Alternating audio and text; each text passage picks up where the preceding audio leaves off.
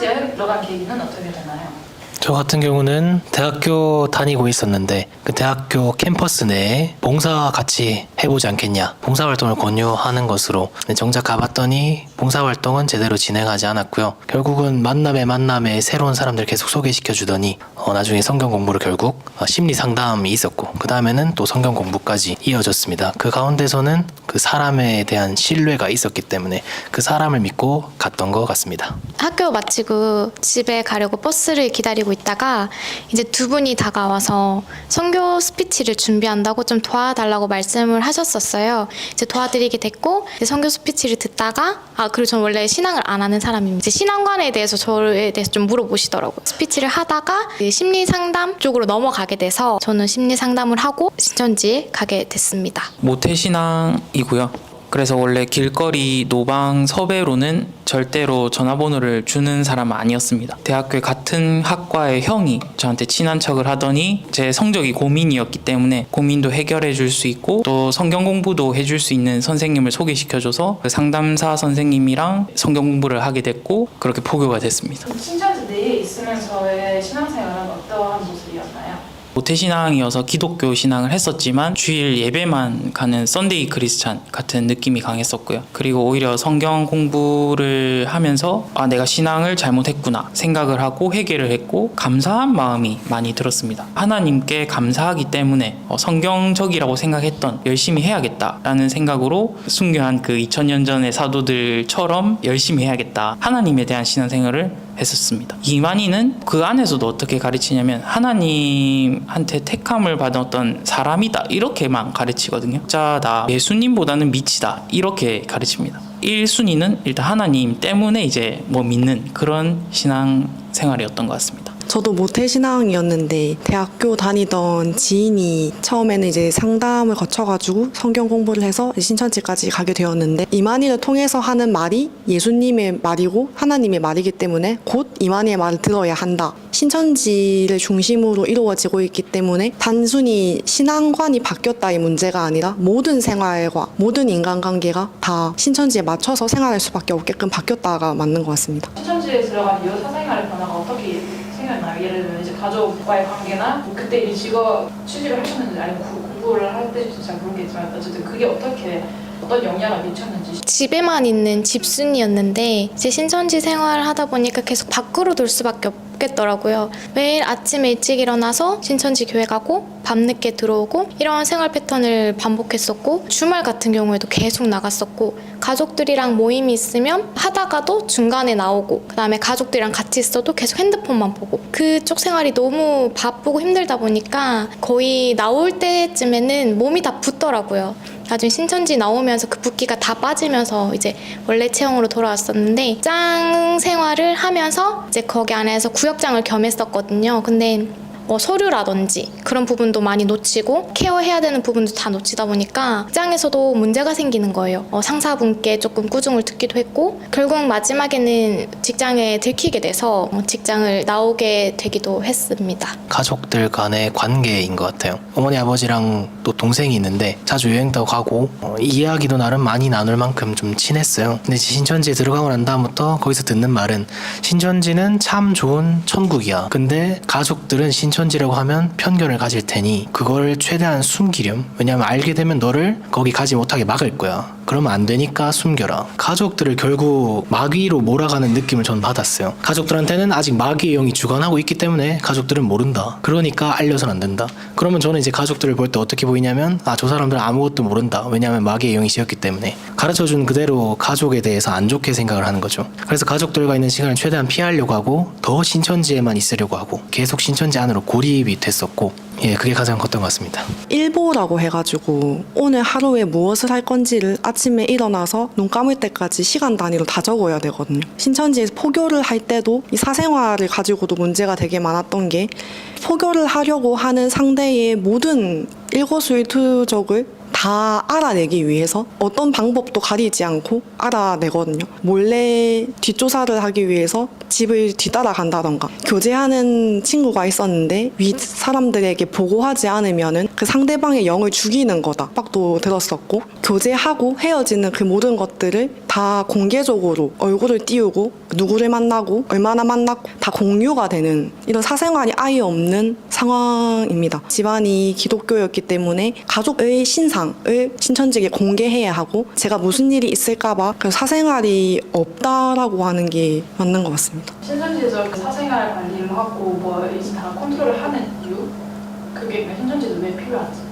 신천지에서 제일 처음 신천지 교리를 가르칠 때 두 가지 영, 두 가지 사람이라고 먼저 배웁니다. 하나님의 소속인 사람과 사단의 소속인 사람에 대해서 배우는데 가족이기 때문에 내 편이 아니라 이 사람에게 어떠한 영이 들어갔는지에 따라서 소속을 완전히 구분시켜 버립니다. 사생활을 공유를 해야 되는 이유는 신천지 소속의 사람이 아닌 모든 사람이 결국엔 사단의 영이 들어간 사람이기 때문에 이 사람들로부터 하나님의 나라의 사람을 지키는 건 당연하다. 거기에 대한 당위성을 엄청 부여를 하는 거고 소망이라고 하는 것을 실질적으로 몇 가지를 꼽아서 가르치는데 그 중에 하나가 신일합일이라고 해서 순교하신 분들과 우리가 영을 덧입어서 체를 영생할 수 있다. 이거에 대한 확고한 믿음을 계속해서 가르치는 과정이고 그 실체가 되신 분이 지금의 이만이다. 그렇게 신일합일이 되고 우리가 먼저 나라와 제사장이라는 복을 받게 되면 가족들이 신천지에 오지 않더라도 같이 복을 받는다. 같이 육체가 구원받는다. 우리가 만약에 신천지를 나가면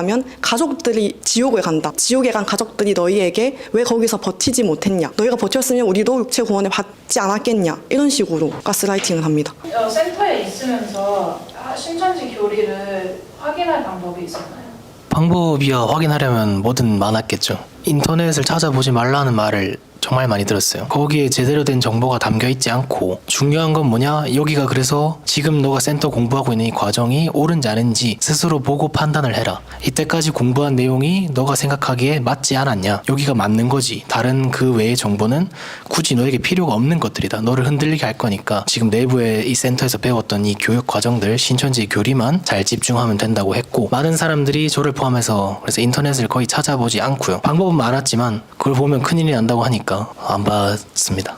신천지 내에서 만나는 사람들은 다 신뢰를 할 수 있는 사람들일까요? 네, 우선 신천지 내에서 같이 있는 사람들이라 하면은 같은 것을 공유하고 있는 사람들이잖아요. 세상이 알지 못하는 걸 알게 됐고 아직 세상은 그걸 모르는 상태에서 세상의 핍박을 견디면서 그래서 이 신천지 신앙생활을 이어나가야 되는 거니까 그 신앙생활을 이어나가는 게 또 해야 될 일도 또 많이 있고 쉽지 않은 일이란 말이죠. 유대감이 되게 깊게 형성이 되는 편입니다. 그 사람들이랑은 나눌 수 있고 다른 사람들이랑은 절대 나눌 수 없는 일들을 이제 신천지 내에서는 나눌 수 있는 거죠. 신천지 이야기를 밖에 나가선 하지 못하니까 내 인생의 주된 관심사가 신천지에서 신앙생활을 하는 것인데 그거를 나눌 수 있는 사람들은 신천지 안에 있는 사람들밖에 없어요. 외부 세계에 있는 다른 인간관계 원래 사귀었던 친구들 가족들하고는 이야기할 거리가 적어지고 멀어질 수밖에 없고 원래 있던 친구 관계에는 다 끊어진 사람들도 많이 봤었고 점점 더 고립돼 가는 것 같습니다. 그런 신뢰도가 있다고 생각합니다.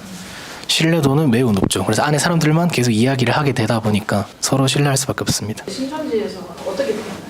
일단 저도 상담을 받고 탈퇴를 했는데 그 상담을 받는 동안에 저희 집에도 찾아오고 저희 동생 학교 앞에도 찾아가고 저희 집 주소 저희 뭐 친척 집 주소 차량 번호 다 신천지에 넘겨준 상황이니까 제가 갑자기 상담을 받으러 가니까 이제 상담 받는 동안 외부에서 그런 일들이 있었다고 나중에 가족이 전해주더라고요. 상담 받는 동안은 그래서 몇 번 저를 찾으려는 시도를 했던 거죠. 그래서 집까지 찾아왔었고 상담을 받은 이후에는 한 번 연락이 왔었습니다. 이제 자기도 신천지가 조금 이상하다고 생각을 하고 있던 와중에 신천지에서 나갔으니까 나도 좀 궁금해서 한번 들어보려고 한다. 너가 있는 상담소 알려주면 내가 그쪽으로 가서 같이 상담을 받고 싶다. 이런 연락이 와서 저는 되게 기뻤었어요. 결국 상담소에 찾아오지 않았고 그냥 제 마음이 어떤지 떠보려는 것과 혹시 저한테서 이 상담소에 대한 정보를 캐낼 수 있을까 스파이 노릇을 한 거였더라고요.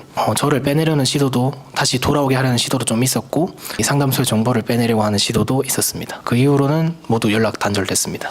신천지에 있는 사람들에게 하고 싶은 말 있을까요? 신천지에 들어간 이유가 다들 다양할 거라 생각합니다. 많이 부족하다고 느꼈고 자존감이 낮았었어요. 나를 변화시키고 싶었죠. 내가 부족하기 때문에. 신천지에서 그것을 실현시킬 수 있을 거라는 믿음을 가졌고 공부를 해보니까 그때 생각에는 맞았었습니다. 그래서 이곳에 내 인생을 걸자고 생각을 했고 가짜이긴 했지만 저는 잠시나마 행복했었습니다.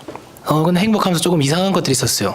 여기가 진짜 천국인데 왜 내가 가족들한테 거짓말을 해야 하지? 거짓말을 하고 있으면서도 진짜 천국을 왜 숨겨야 하는 걸까?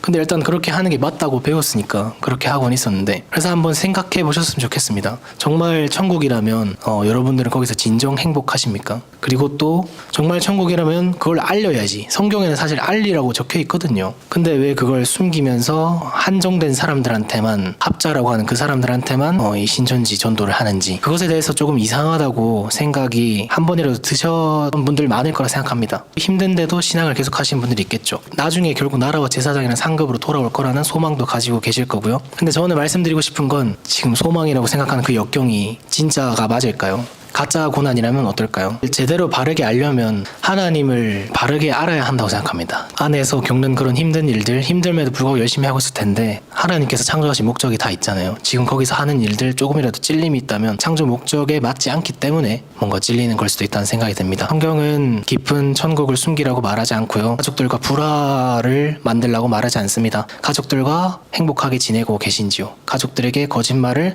계속하고 있지는 않은지요? 천국을 계속해서 숨기고 있지는 않은지요? 그런 것들을 잘 생각해 보셔서 판단해 보셨으면 좋겠고요. 인터넷에 조금이라도 검색해 보면 많이 나오니까 조금이라도 의심이 들었다면 검색해 보시면 좋겠습니다. 센터에 있으면서 교리를 확인할 방법이 있었나요? 일단 성경 자체에 대한 지식이 거의 없었기 때문에 처음 복음방이라든지 센터 과정을 통해서 성경 구절들을 새롭게 이렇게 배운다는 느낌이 엄청 강했었고요. 의심보다는 이게 성경 말씀이구나라고 느꼈습니다. 그래서 이제 하나님께 죄송하다는 마음과 감사의 마음 이렇게 들었었고요. 그럼 신천지나 뭐 이단이 아닐까 이런 생각이 들었던 거는 물론 있었습니다. 아무래도 또 모태신앙인데 당연히 신천지 하면 이단 사입이고 절대 말도 섞지 말라 이런 얘기를 들었었고 저도 그렇게 생각했었고요. 제가 듣고 있는 이 말씀은 내가 판단을 해봤을 때는 정상적이고 성경 말씀 그대로구나 이렇게 생각을 했었습니다. 제 판단을 믿었었고 내가 들어보고 판단할 수 있다 생각을 했었던 것이죠. 뭐 알아볼 생각을 하지도 않았었고 인터넷을 가지고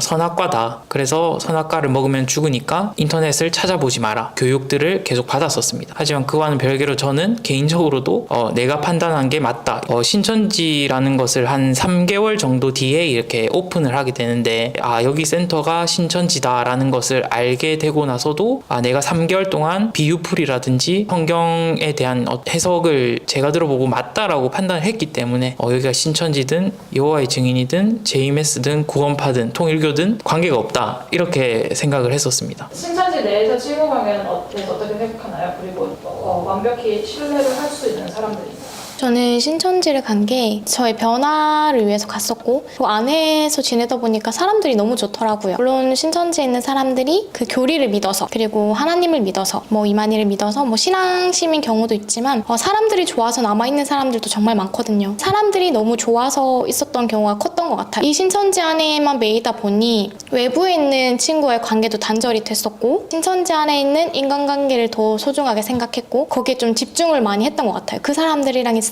너무 좋고 행복하고 재미있고 뭔가 계속 같이 하고 싶고, 집에만 있는 성향이기도 했지만 또 밖에 나가서 힘들기도 했지만 그래도 좋았던 것은 안에 있는 사람들이 너무 좋으니까. 신천지를 들키고 나서 고등학교 때부터 오랜 우정을 유지했던 친구들이 있었는데 들키고 나서는 그 친구들과 인연이 끊어졌거든요. 친구들과 또 단절이 되니까 상실감도 되게 컸었고, 나오고 나서 다시 연락을 했을 때 친구들은 여전히 좀 불신을 하더라고요. 나왔다고 이야기를 했지만 그때 저를 대면하면서 나오라고 했을 때 제가 보여줬던 반응들, 나는 나가지 않겠다 했던 이런 반응들, 그 친구들에게도 제가 소중했기 때문에 그만큼 상처를 받아서 제가 나오고 나서 연락을 했을 때도 온전히 받아들이기 어려웠다라고 생각을 하게 되는 것 같아요. 그 안에 인간관계로 인해서 외부에 있는 친구와의 관계도 단절되기도 하고, 저뿐만 아니라 실제로도 거기 안에 계신 청년분들이 외부에 있는 인간관계는 많이 단절되는 것 같습니다. 아까 전에 사생활 관련해가지고 포교를 할 때에도 상대방의 모든 신상을 털어가지고 가지고 포교를 한다고 말씀을 드렸잖아요. 마찬가지로 신천지 안에서도 저는 구역장 사명까지 했었었는데 구역원들의 똑같이 포교하듯이 신상을 다 압니다. 또 알아내야 되거든요. 피드백 창이라고 해서 이 문제를 신앙에게 영향이 끼치지 않도록 공유하는 텔레그램 창을 또 만듭니다. 개개인의 사생활을 윗사명자에게 보고를 해야 하고 옆에 동료들이라고 하는 사람에게 이야기를 해야 되는 게 일상이 되다 보니까 제 개인적인 이야기를 점점 더 할 수가 없게 되었습니다. 친하게 지내야 하는데 공유하고 내 개인 사생활을 피드백 누군가 또 하면 어떡하지? 라는 생각을 자꾸 들게 되니까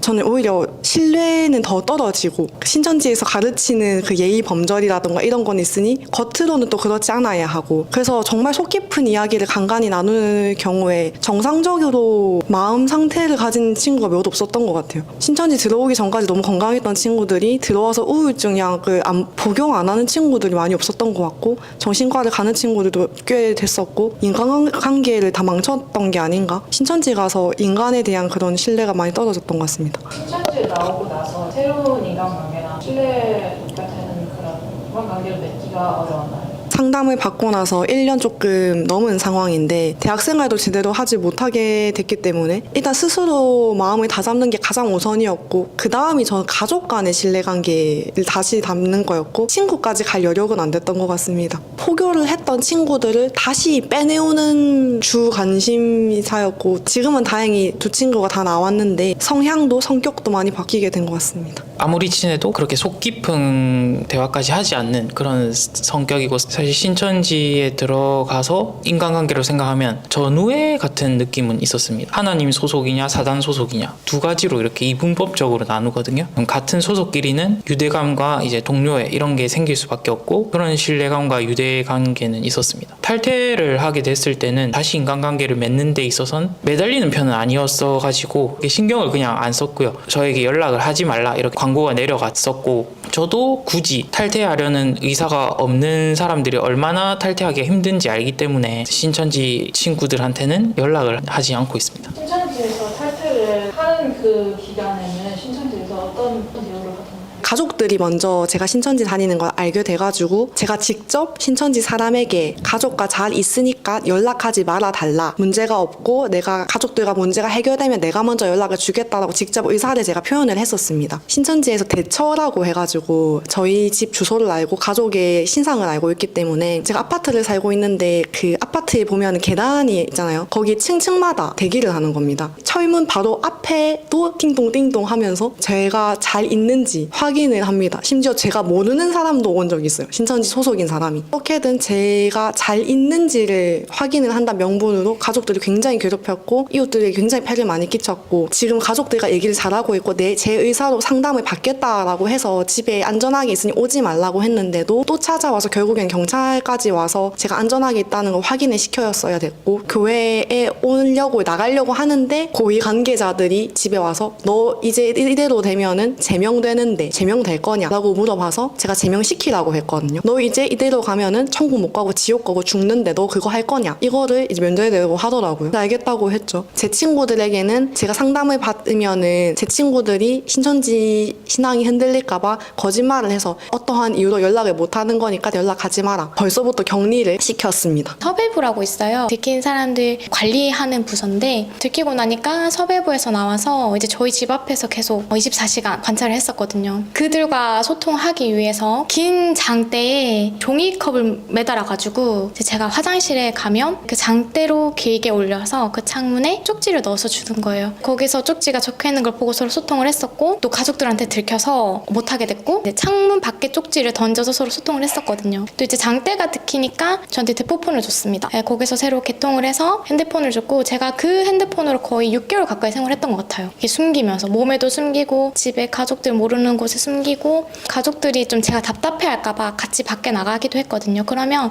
시내 나가면 다 있으니까 화장실 갔을 때 같이 소통을 좀 하고 쪽지 주기도 하고 대포폰도 들키게 됐어요. 뺏기게 되니까 연락할 수단이 없어서 나중에는 저희 집을 아니까 케이크 배달이 잘못 온 것처럼 방문을 했더라고요. 이제 제가 있는 걸 확인하고 그분들은 다시 돌아가고 가족들이랑 같이 나갔지만 있지만 잠깐 없을 때 이제 섭외 부장님 전화번호를 아니까 전화해서 이제 곧 상담을 가게 될 것 같은데 내가 연락이 안 돼도 나를 찾지 마라 이렇게 말씀을 드렸었고 상담 가고 나서도 이제 가족들한테 들었었는데 한 번도 찾아왔다고 하더라고요. 집에 똑같은 방식으로 그냥 제가 잘 있는 집에 있는지 없는지 상담을 안 보내기 위해서 대면으로 만난 적도 있었는데 그랬더니 신천지 안에서 지금 어떻게 흐름이 돌아가고 있는지 제가 어떻게 대처를 해야 되는지 시설에 가는 건 어떻겠냐 피드백도 줬었어요. 저는 그렇게 하고 싶진 않았거든요. 제가 가출을 한다라든지 내가 다른 시설에 간다라든지 가족들이 저로 인해서 잘못될까봐 그것도 무서웠고 신천지에서는 이렇게 수단 방법을 동원할 수 있는 대로 이렇게 저랑 소통하기 위해서 대처를 했었습니다. 신천지 내에 있으면서 비인간적인 것들을 경험하던가 목격한 게 있나요?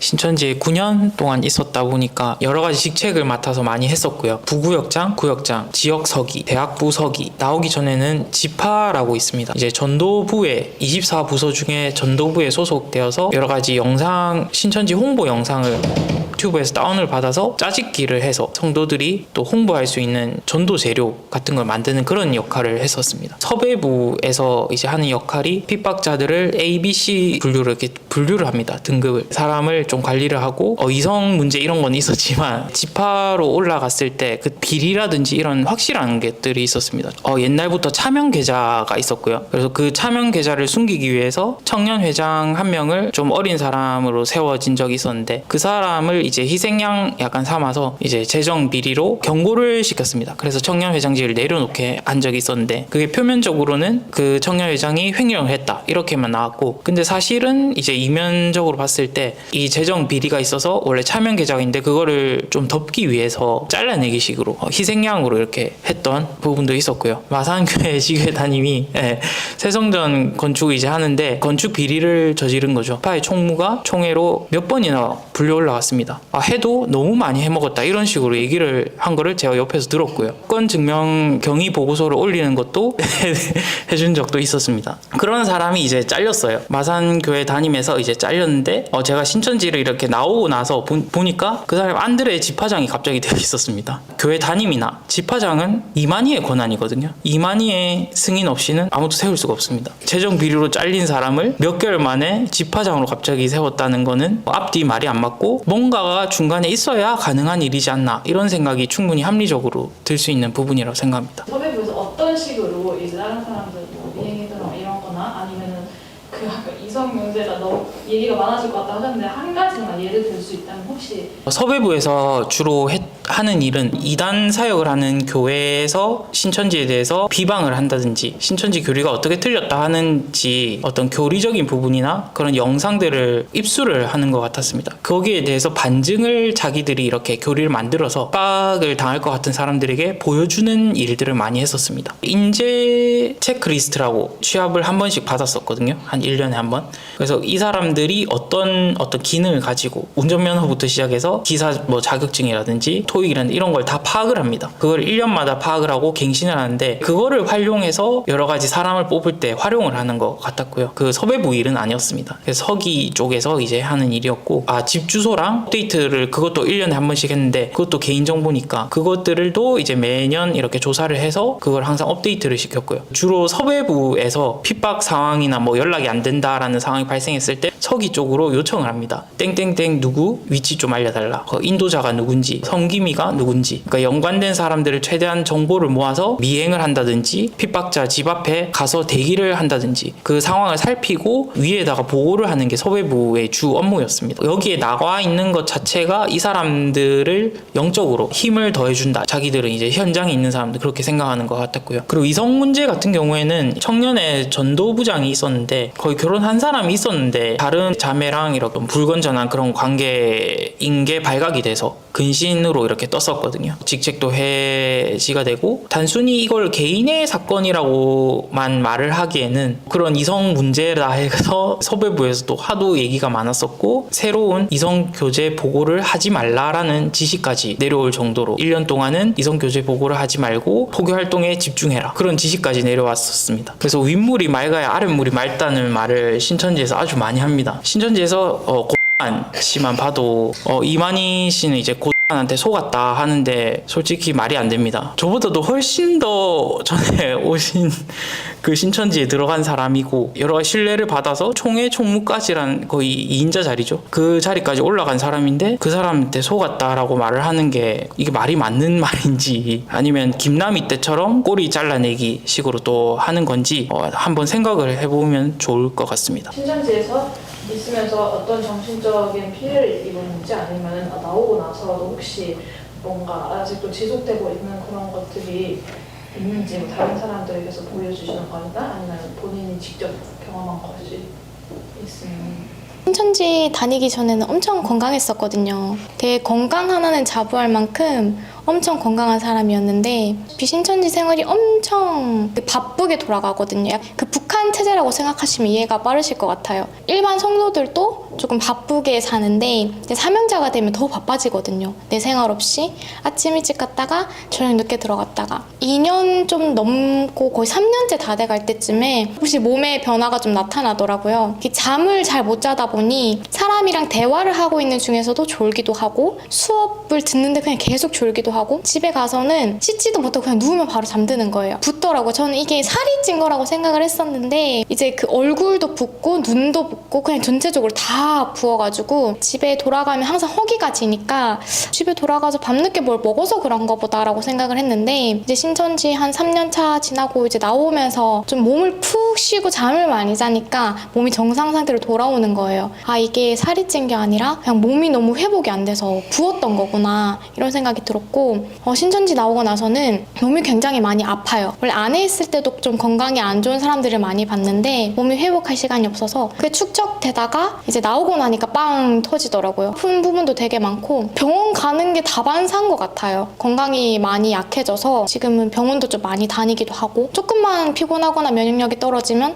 몸이 어디 아프기도 하고 건강을 좀 많이 타격을 입었던 것 같아요. 부산 야구부 지파 소속에 계속 있었거든요. 9년 동안 있었는데 부산 야구부 지파에서도 지파 전도부 과장이었습니다. 힘든 경험들을 많이 했었는데요. 출근을 해서 퇴근을 시키지 않고 또 의무실에서 쪽잠을 자게 하고 그 뒤에 다시 또 일을 하게 하는 한계라고 생각할 정도로 힘들었었는데 다행히 코로나가 터지는 바람에 쉴 수 있게 되었습니다. 쉴 수 있으면 그냥 놔둬야 되는데 그냥 놔두지 않고 일주일마다 한 번씩 좀 쓸모없는 일로 뭐 운동을 하자든지 어디를 걷자든지 등산을 한다든지 맛집을 간다든지 계속 일주일마다 모이게끔 하는 겁니다. 코로나 기간 때 이제 쉴 수가 있으니까 직장을 가신다든지 아니면 학업으로 빠진다든지 이렇게 직책에서 이탈하지 못하게 하기 위한 어떤 관리 수단이었던 걸로 생각이 되고요. 신천지에 대한 의심 또 신천지가 코로나로 인해서 타격을 많이 입었지 않습니까? 교리 변개라든지 이런 부분에 의심을 가지지 않게끔 계속 점검하는 부산TV라고 해서 부산 야구 지파 유튜브 채널을 만들었었고요. 구글 홍보를 했습니다. 그래서 유튜브에 5초 광고를 낸다든지 이런 것들까지도 했었는데 제가 이쪽 분야에 해본 적이 없습니다. 처음이고요. 일의 진도가 느리고 그러니까 신천지에서는 지금 당장 그게 안 되다 보니까 이제 저한테 화를 냈었고 왜 안 되냐고 질책을 당했었습니다. 그 회사에서 안 되는 거를 저한테 이제 뭐라고 한 것이죠. 밤샘도 했었고요. 그때는 아직까지 코로나가 계속 있을 시기인데도 안 쓰는 어떤 사무실 같은 장소에 이제 출근을 해서 업무 강요를 받았고 일을 조금만 못해도 큰 소리 치는 전도부장이 제 상사로 있었습니다. 힘들었고 지옥 같았고 다시 사명하러 가면은 사명을 그만두겠다라는 말까지 했었습니다. 힘들었던 기억들이 지금도 이제 탈퇴하고 나서도 이제 순간순간 이렇게 생각날 때가 있고 트라우마처럼 남아있는 것 같습니다. 나중에 사명자가 되고서야 알게 되는 신천지의 실체나 이런 게 있어요? 그 센터 과정에서 보면 토시 하나 틀리지 말고 다 외우라고 합니다. Q&A식으로 100개 문제를 주면서 그거를 싹 다 외우라고 하거든요. 그 센터 과정 내에 초등, 중등, 고등 과정을 통과하는 기준입니다. 학교를 하게 되고 나서 하나씩 바뀝니다. 교리가. 산에서 이제 뜨인 돌이라고 이렇게 하는 그 교리가 있는데 그 사람의 손으로 하지 않고 뜨인 돌로 했다라는 구절이 있습니다. 기존에는 뜨인 돌이라는 게 아이스크림 스쿱 뜨듯이 뜨인 돌이다 이렇게 해석을 했었거든요. 그게 기존 교리였습니다. 그런데 제가 신천지 교회에 있으면서 그게 중간에 바뀝니다. 그 스쿱 뜨듯이 뜨는 게 아니라 사람이 손으로 던진 게 아니라 하나님의 능력을 공중에서 돌이 던져졌기 때문에 그게 뜨인 돌이다 이렇게 교리가 바뀝니다. 큰일처럼 얘기를 하지 않습니다. 총회에서 이렇게 교리 변경에 대한 지침이 그냥 이 부분에 대해서 강사가 갑자기 가르쳐 줍니다. 이렇게 바뀌었으니 성도님들 그렇게 알고 계시면 됩니다. 이렇게 하고 넘어갑니다. 그렇구나 하고 넘어가게 됩니다. 왜냐하면 센터 과정 동안 내가 여기 맞다 하고 들어온 사람들이기 때문에 이거 하나 틀렸다고 해서 그게 쉽게 흔들리거나 하진 않거든요. 토시 하나 틀리지 않다 했지만 나중에 가면 갈수록 토시가 엄청 많이 바뀌고 표현도 엄청 많이 바뀌고 교리 자체도 바뀌고요. 이런 것들을 많이 보게 되는 일들이 있었습니다. 보통 높은 직책을 맡은 사람들은 1, 2년 해가지고 그 자리까지 올라가는 건 아니거든요. 그냥 자기 청춘을 다 바쳐가지고 뭐 5년이고 10년이고 20년이고 있는 사람들인데 그 윗선에서 봤을 때 말을 안 듣는다 하면 거의 공개 처형해버리듯이 신천지가 전체적으로 다 한 곳에서 예배를 드릴 때 또한 이유로 근신 이렇게 딱 돼버리면은 낙인이 되는 거예요. 그냥 그 사람 인생에 있어가지고 이미 사회적으로 모든 관계라는 그게 다 끊어진 상태인 경우가 많고 직장을 다니지 않는 경우가 많은데 거기서 이제 사명자를 성도로 만들어 버리고 그런 심리적인 거라던가 경제적인 거라던가 사회적 그런 거 아무런 보장도 해주지 않고 그냥 한순간에 이렇게 내쫓아 버립니다. 또한 보상 그런 거 전혀 없습니다. 한두 번 본 게 아니라 너무너무 많았었고 그 사람들 중 한 명이 제가 지인이었을 때 상황을 보니까 그 심리적으로 얼마나 그 충격이 큰지는 관심이 전혀 없다라는 걸 알게 돼서 처음에는 분명히 하나님의 나라고 사랑으로 만든 교회라고 한다면 어떻게 이렇게 사람이 내쳐가지고 이렇게 망가뜨릴 수가 있는 거지? 거기서부터 인간적으로 이건 아니지 않나? 사명자가 됐을 때 처음 알게 된 거였습니다. 신천지에 아직 있는 사람들에게 하고 싶은 얘기가 있으면은 주셔도 나온 것이 옳은 선택이었다고 생각이 되는지도 같이 얘기해 주시면 좋을 것 같아요. 신천지 30년에 들어가서 신천지 39년에 탈퇴를 했거든요. 짧은 기간은 아닌데 처음에 들었던 말이 곧 이루어진다였습니다. 그래도 신천지 30년에 들어갔으니까 신천지 33년쯤에는 다 이루어지고 우리가 막 엄청나게 돼 있지 않을까 그런 상상을 가지고 이제 신앙생활을 열심히 했었고요. 포교 활동도 하고 맡은 직책도 다 하고 이렇게 했었죠. 광야 40년이라 했지만 그때도 광야 40년 얘기가 나왔었습니다. 에이 그럴 리가 없겠지 하고 지나갔었는데 진짜 신천지 40년이 되니까 광야 40년 얘기 거기까지 나오다가 네 지금 지났죠. 그것도 그러면 더 이상 할 말이 없습니다. 솔직히 저를 이렇게 상담해 주셨던 권남계 목사님도 훨씬 더 오래전에 들어가셨는데 그때도 곧 이루어진다였습니다. 그러니까 곧 이루어진다는 게 뭐 30-40년째 계속 곧 이루어진다라고 이렇게 얘기를 하고 있는 거죠. 이거를 한번 잘 생각해 보셨으면 좋겠고 1000년의 기간에 비하면 뭐 30-40년 얼마 아니다라고 할 수는 있겠지만 그게 50-60년이 되고 70-80년이 되고 한 100년이 된다고 생각해 보시면은 1000년 중에 100년은 10분의 1이거든요.